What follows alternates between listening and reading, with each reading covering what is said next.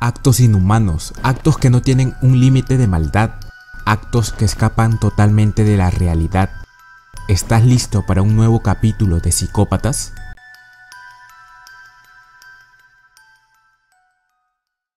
El escalofriante caso de Samuel Little y Daniel Camargo. Primero veremos a Samuel Little. Fue catalogado por el FBI como el mayor asesino de la historia de Estados Unidos. Samuel comenzó su larga lista de asesinatos en 1970 y la terminó en el 2005. Sus víctimas eran en su mayoría mujeres pobres y sumidas en la drogadicción o el alcoholismo para que así los casos pasen desapercibidos y demoren en resolverse. Esto le permitió a este monstruo asesinar con impunidad durante más de 35 años sin que las autoridades tuvieran la más mínima sospecha de él hasta que ocurrió lo siguiente. Fue detenido en el año 2012 cuando tenía 72 años, en un albergue para personas sin hogar en el estado de Kentucky, y de ahí fue trasladado a California. Por aquel entonces solo se le buscaba por delitos relacionados con las drogas. Solo eso, lo que se avecinaba era escalofriante. Una vez en Los Ángeles, California, cuando le tomaron unas muestras biológicas, los investigadores pudieron vincular su ADN con el asesinato de 3 mujeres estranguladas entre 1987 y 1989. Por estos crímenes fue condenado a 3 cadenas perpetuas sin libertad condicional, pero lo increíble es que, hasta el día de su veredicto, este monstruo continuó insistiendo en su inocencia. Ahí no acabó todo porque el FBI continuó su investigación. Tenían más sospechas aún y estaban en lo correcto porque estaban a punto de conocer más casos sin resolver con el mismo modus operandi. Según los investigadores, todas las confesiones de Little eran increíbles, pues hablaba con entusiasmo sobre sus crímenes y hasta se reía cuando recordaba cada detalle. Durante sus confesiones dejó claro que no se arrepentía de sus crímenes y que tampoco tenía excusa para su conducta, algo que, como sabemos, es una característica fundamental de los psicópatas.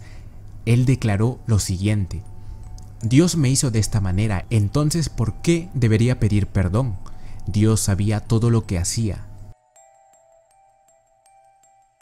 Pasó tiempo en la cárcel y en el 2018, cuando Samuel tenía 72 años, confesó que en realidad la lista de sus crímenes era mucho más amplia de lo que se pensaba. Incluso los investigadores pensaron que eran invenciones suyas o algún tipo de demencia de una persona con una edad avanzada, pero no, se confirmaron medio centenar de asesinatos y es por eso que se convertiría en uno de los asesinos en serie más sanguinarios de la historia. Ya lo es de Estados Unidos tras haber superado las 49 muertes de Gary Ridgway, el asesino de Green River. Este monstruo medía 1,90 m, claramente un hombre robusto, aprovechaba su fuerza y altura, así como también su experiencia como boxeador para golpear con los puños a sus víctimas y luego estrangularlas. Fue por ello que no dejaba marcas de homicidio con ninguna arma.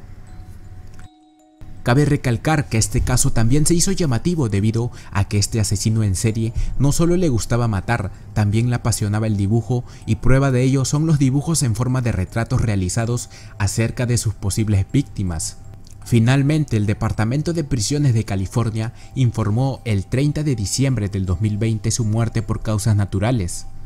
Quiero recalcar algo más para finalizar con este horrendo caso. Los detectives quedaron tan sorprendidos por el nivel de maldad que en sus testimonios dijeron: lo creas o no, solo ves el mal unas pocas veces en tu carrera y este es uno de ellos. Mirándolo a los ojos diría que él es pura maldad. Da miedo la claridad que tiene sobre ciertas cosas después de todo este tiempo.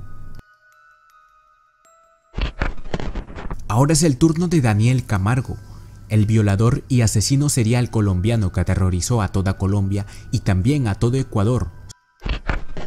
Por la información recuperada, posiblemente su primer asesinato se dio en 1967 en Colombia, pero la policía rápidamente dio con él, siendo detenido un año más tarde, en 1968, e imponerle una pena de tan solo 5 años. A su salida, Camargo volvió a cometer los mismos crímenes, pero esta vez con más maldad. En 1974, Camargo fue detenido en Barranquilla cuando estaba a punto de enterrar a una niña de 9 años que había violado y asesinado. ¿Cómo logró convencerla a usted para que lo acompañara? Si usted a él no lo conociera, un extraño para usted. Claro, era extraño él y me convenció de tal manera de que él me lloró. Él dijo, señorita, se lo pido esto, me dice, en nombre de nuestro Señor. Me dice, sí, porque yo soy un evangélico, me dice, yo no le ando haciendo mal a nadie. Volvió a ingresar en prisión, esta vez con una pena de 25 años en la isla penitenciaria de Gorgona, Colombia. De los 25 años iniciales, Camargo tan solo cumplió 10, ya que consiguió escapar utilizando una embarcación improvisada y llegar a orillas de Ecuador en 1984. Las autoridades para ese entonces lo dieron por muerto y la prensa publicó que el monstruo había sido comida de tiburones. Gran error, porque seguía vivo. En un país nuevo y donde no tenía antecedentes penales, Camargo empezó a cometer con total impunidad sus crímenes. Sus víctimas fueron principalmente chicas jóvenes, inclusive niñas. Y es que por su apariencia nadie sospechaba de él, del que se pensaba que era un hombre mayor que predicaba la palabra de Dios, en realidad era un psicópata. ¿Sí? ¿Usted nos podría decir qué lo motivaba a hacer todo esto? ¿Por qué lo hacía? Entonces, quisiera decirle que solamente estoy dispuesto a conceder una entrevista siempre y cuando se me pague el valor de 500.000 sucres para ser destinados a cualquiera de las instituciones de rehabilitación de menores que lo requieran. En otra forma es inútil y ustedes pierden su tiempo en insistir. Las introducía en el bosque, las convencía hablándoles de religión, luego abusaba de ellas y las mataba. Ahora bien, la policía entre 1984 y 1986 encontró 72 cuerpos en Guayaquil, Ecuador. En ese punto se dieron cuenta que este sádico seguía con vida. Es decir, durante casi 2 años, la población ecuatoriana vivió aterrorizada por la presencia de una persona que despedazaba a sus víctimas. A pesar de todo, fue detenido nuevamente y condenado por 72 asesinatos, aunque se cree que mató a más de 150 mujeres o incluso a más de 200. Una vez preso, Camargo no cumpliría toda su condena, pues fue asesinado por otro reo. Curiosamente, el reo que lo mató era un familiar de una de sus víctimas. Lo enfrentó con un cuchillo, lo apuñaló, lo hizo arrodillarse y le dijo que pidiera perdón. El asesino claramente no lo hizo y ahí fue que su vida acabó. Para finalizar con este caso, seguro una de tus preguntas es ¿por qué se obsesionaba con las niñas? Ya que en su mayoría eran niñas de 8 a 9 años.